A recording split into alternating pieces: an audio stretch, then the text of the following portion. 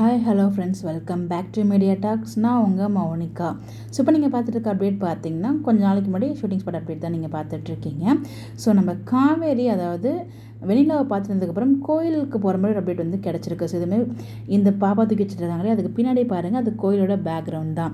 So வெண்ணிலாவை பார்த்துட்டு வந்து டேரெக்டாக வந்து அவங்க கோயில் மனம் அடைஞ்சு கோயிலுக்கு போய் அவங்க உட்காந்து அழுவாங்கன்னு நினைக்கிறேன். ஏன் அப்படின்னு ரீசன் பார்த்தீங்கன்னா, நம்ம விஜய் வந்து சொல்லியிருப்பார், நான் முக்கியமாக வெண்ணிலா முக்கியமானு கேட்கும்போது அவர் ஒரு குறும்புத்தனமாக ஒரு விளையாட்டுத்தனமாக வந்து நம்ம தான் நாளைக்கு காதலில் சொல்லிவிடுவோமோ, இன்றைக்கி கொஞ்சம் நாள் விளையாடலாம் அப்படிங்கிற மாதிரி இன்றைக்கி ஒரு நாள் மட்டும் விளையாடுவோம்னு சொல்லி அவர் வாழ்க்கையில் அவரே விளையாண்டுட்டாருன்னு தான் சொல்லணும்.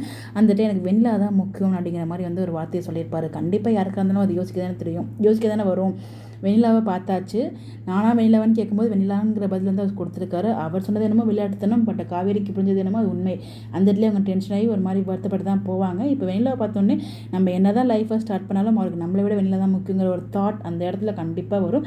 அது எல்லாத்தையுமே ஓவர் கம் பண்ணி தான் விஜய் காவேரி வந்து சேருவாங்க. சோர்ஸில் தடுமாற்றங்கள்லாம் நடக்கும். இந்த இடத்துல எனக்கு என்ன டவுட்னா, நம்ம காவேரி இவங்களை பார்த்துட்டாங்க இல்லையா, பார்த்துட்டு போய் விஜய் கிட்ட சொல்லுவாங்களா அப்படிங்கிறத ஒரு கேள்விக்குறி.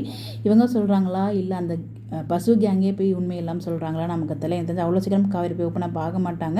நம்ம விஜய் வேறு மூடில் இருந்துகிட்டு இருக்காரு, நைட்டு ஹாப்பியான மூடில் தான் வருவார். இந்த இடத்துல நம்ம காவேரி இதெல்லாம் பார்த்துட்டு போயிட்டு அங்கே போயிட்டு ஓப்பன் ஆவாங்கன்னு நினைக்கிறீங்க? ஓப்பனும் ஆக மாட்டாங்க, ரசிக்கவும் மாட்டாங்க, சிரிக்கவும் மாட்டாங்க, உமனா மூஞ்சி மாதிரி தான் இருக்க போகிறாங்க. அந்த இடத்துல நம்ம விஜய் கொஷின் கேட்டதுக்கப்புறம் ஓப்பனாக பார்க்கலாம், இல்லை இல்லாமலும் போகலாம். பட் விஜய்க்கு தெரியாமல் ரொம்ப நாளாக இருக்காது. ஸோ இந்த ஷெட்யூல்லே பார்த்தீங்கன்னா விஜயுமே வந்து வெண்ணிலா மீட் பண்ணுற மாதிரி பார்த்தாச்சு. ஸோ கூடிய சீக்கிரம் அதுவுமே வந்துடும். ரெண்டு விஷயம், நம்ம விஜயும் போயிட்டு இதில் ஆசிரமத்தில் பார்க்குறாங்க, அதே மாதிரி வெண்ணிலாவும் விஜய் வீட்டில் இருக்காங்க. ஸோ எல்லாமே நடக்குது.